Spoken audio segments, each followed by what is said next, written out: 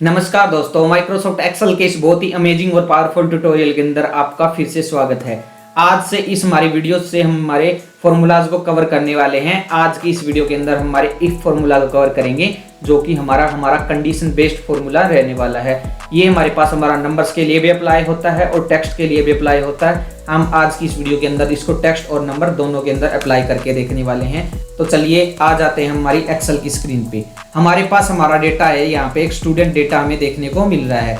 यहाँ पे हमारे पास हमारे ए कॉलम के अंदर हमें स्टूडेंट देखने को मिलेगा, बी कॉलम के अंदर हमारे पास हमारे सब्जेक्ट रहेंगे, सी कॉलम के अंदर हमारे पास हमारे मार्क्स रहेंगे, यानी हमारे स्टूडेंट ने आउट ऑफ 100 कितने मार्क्स अचीव किए हैं वो हमें यहाँ पे देखने को मिल जाएंगे। डी कॉलम के अंदर हमें हमारे स्टूडेंट का रिजल्ट फाइंड करना है, यानी हमारे पास हमारा जो स्टूडेंट है पास है या फेल है, यहाँ पे हमें हमारा डेटा है वो एंटर करना है। यहाँ पे हमारे पास हमारी ये कंडीशन रहने वाली है, अगर हमारे पास जो स्टूडेंट है जितने इसने मार्क्स हैं वो अचीव किए हैं, अगर हमारे पास हमारे स्टूडेंट के मार्क्स हैं वो इक्वल टू और ग्रेटर देन है 33 से, तो हमारे इस सेल के अंदर हमारा स्टूडेंट का है वो रिजल्ट है वो पास शो होना चाहिए। अगर लेस देन है तो वो फेल शो होना चाहिए। तो हम इसको कैसे हम हमारे डेटा के अंदर अप्लाई कर सकते हैं, तो चलिए इसको हम देखते हैं। तो हम इसको मैन्युअली कैसे कर सकते हैं। अगर हमारे पास हमारे 33 से ग्रेटर देन और इक्वल टू है, तो अभी मैं देख पा रहा हूँ कि हमारा जो फर्स्ट स्टूडेंट रहेगा राहुल, इसके मार्क्स है 85 है, ये हमारे पास ग्रेटर देन है हमारे 33 से। तो मैं सिंपली यहाँ पे पास टाइप कर दूंगा। यहाँ पे हमारे पास हमारे स्नेहा यानी सेकंड स्टूडेंट के भी मार्क्स हैं वो 33 से अबव हैं, यहाँ पे मैं फिर से पास एंटर कर दूंगा। इसके भी 35 है, इसके भी लिए भी मैं सिंपली यहाँ पे पास एंटर कर दूंगा। यहाँ पे 29 हमारे लेस देन हो जाते हैं, तो मैं यहाँ से फेल एंटर कर दूंगा। तो हमारे पास ये हमारा कुछ इस प्रकार से एंटर हो रहा है, बट ये हमारे पास हमारा मैन्युअली मेथड रहने वाला है और काफ़ी टाइम कंज्यूमिंग भी रहेगा, और ना ही इसके साथ साथ ये हमारा डायनेमिक भी रहेगा। तो मैं इसको कैसे हमारे इफ फॉर्मूला के थ्रू हम इसको कैसे फाइंड कर सकते हैं। तो जब भी हम हमारे एक्सेल के अंदर कोई फॉर्मूला या फंक्शन को लगाते हैं, तो सबसे पहले हम इक्वल टू बटन को प्रेस करेंगे। जैसे मैंने इक्वल टू बटन को प्रेस किया है, अब मुझे इफ फॉर्मूला लगाना है, तो मैं सिंपली IF प्रेस करूंगा। जैसे मैं IF प्रेस कर रहा हूं, तो आप देखोगे कि सबसे टॉप पे हमें इफ फॉर्मूला हमें देखने को मिल रहा है, और इसके साथ साथ हमें हमारी इसकी डेफिनेशन भी देखने को मिल रही है। यहाँ पे इसकी डेफिनेशन रहने वाली है, checks whether a condition is met and returns one value if true and another value if false. यानी हम हमारी यहाँ पे एक कंडीशन देंगे, अगर वो कंडीशन वो ट्रू होती है तो हमें जो रिजल्ट यानी हमें जो पास शो करवाना है वो पास शो होगा, अदरवाइज हमें जो रिजल्ट फेल के लिए अप्लाई करना है वो फेल के लिए हमारा फेल अप्लाई होगा। तो चलिए अब हम इसको प्रैक्टिकली करके देखते हैं। अभी हमारे पास हमारा ये इफ ब्लू है, जैसे मैं टैब बटन को हिट करूंगा कीबोर्ड की हेल्प से, हमारे पास हमारी ब्रैकेट ऑन हो जाएगी। हमारे पास हमारे फॉर्मूला के रिगार्डिंग 3 आर्ग्यूमेंट्स हमें देखने को मिलेंगे। फर्स्ट आर्ग्यूमेंट रहेगा logical test, comma value if true, comma value if false. ये हमारे पास हमारे 3 आर्ग्यूमेंट्स रहने वाले हैं। लॉजिकल टेस्ट रहेगा हमारी कंडीशन, यानी हम क्या कंडीशन देना चाहते हैं। वैल्यू इफ ट्रू रहेगा हमारे पास हमारी कंडीशन अगर ट्रू रहती है तो हमें क्या रिजल्ट शो करवाना है। अगर हमारे पास वैल्यू इफ फॉल्स ये रहेगा कि हमारी जो कंडीशन रहेगी वो फॉल्स रहेगी, तो हमें क्या रिजल्ट शो करवाना है। अभी हमारे पास हमारा कंडीशन ये है कि हमारा जो ये मार्क्स है हमारे स्टूडेंट की मार्क्स, अगर वो ग्रेटर देन और इक्वल टू है वो 33 से, तो हमें सिंपली यहाँ पे पास शो करवाना है। तो हम उसको कैसे अप्लाई करें, तो हमारे पास ये हमारे मार्क्स यहाँ पे देखने को मिलेंगे। ये मार्क्स अगर हमारे पास ग्रेटर देन है, मैं इक्वल टू एक बार हम स्किप करते हैं, हम इसको एक बार ग्रेटर देन पे लेके चलते हैं। अगर ये मार्क्स 85 मार्क्स, मैंने 85 को सिलेक्ट कर लिया है, C2 हमारे पास ये हमारा सेल रहने वाला है, ग्रेटर देन है 33 के। जैसे अभी आप देख पा रहे हो लॉजिकल टेस्ट हमारा बोल्ड था। अगर हमें यहाँ पे नेक्स्ट आर्ग्यूमेंट में जंप करना है, तो हम कोमा प्रेस करेंगे। हमने हमारी कंडीशन को लिखना था, यहाँ पे हमारी कंडीशन यही रहने वाली थी, तो हमने इसको अच्छे से लिख लिया है। अब हम सिंपली कोमा प्रेस करेंगे, तो आप देखोगे कि वैल्यू इफ ट्रू हमारे पास हमारा बोल्ड कलर के अंदर यानी डार्क ब्लैक कलर के अंदर हमें देखने को मिलेगा।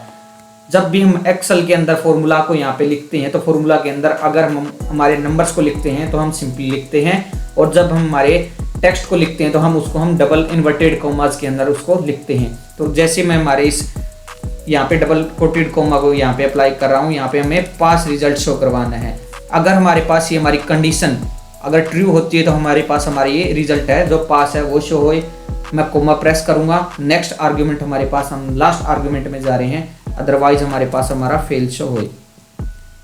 और मैं यहाँ से हमारी ब्रैकेट को कर दूंगा क्लोज, और मैं यहाँ से एंटर बटन प्रेस करूंगा, तो हमारे पास हमारा पास रिजल्ट हमें देखने को मिल जाएगा।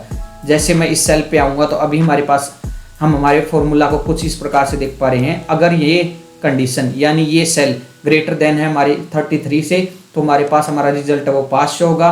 अगर ये लेस देन है तो हमारे पास हमारा ये फेल शो होगा। तो चलिए इसको हम नीचे तक ड्रैग करके इसको अप्लाई करके देखते हैं कि हमारा वर्क करता है या नहीं प्रॉपरली। तो मैंने इसको नीचे तक ड्रैग कर दिया है। तो अभी आप देख पा रहे हो कि हमारे पास ये हमारा 29 है तो हमें फेल शो कर रहा है, 35 है तो ये पास शो कर रहा है, यानी हमारे पास ये हमारा इफ फॉर्मूला है वो प्रॉपर काम कर रहा है। ये हमारे पास हमारा डायनेमिक रहने वाला है। डायनेमिक यानी हम हमारे मार्क्स के अंदर कुछ भी चेंजेस करेंगे तो रिजल्ट के अंदर ऑटोमेटिक चेंजेस होने वाले हैं।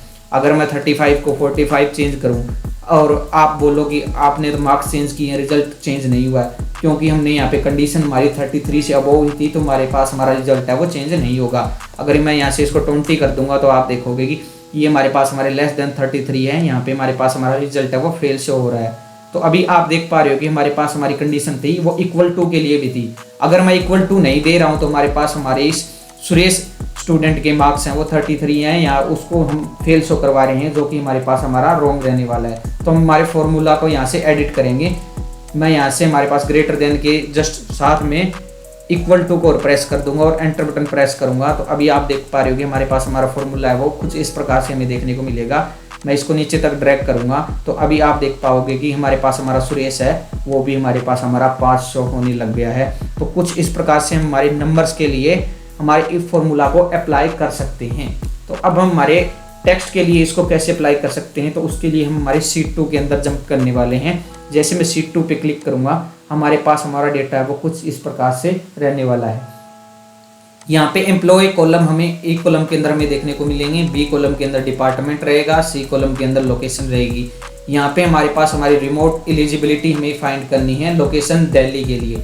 अगर हमारे पास हमारा दिल्ली है, इस लोकेशन इस सेल के अंदर दिल्ली है, तो हमें यहाँ पे हमारी रिमोट एलिजिबिलिटी के लिए येस शो होना चाहिए, यानी इस कॉलम के अंदर इस सेल के अंदर हमारे पास हमारा दिल्ली है तो यहाँ पे येस शो हो, अदरवाइज नो शो हो।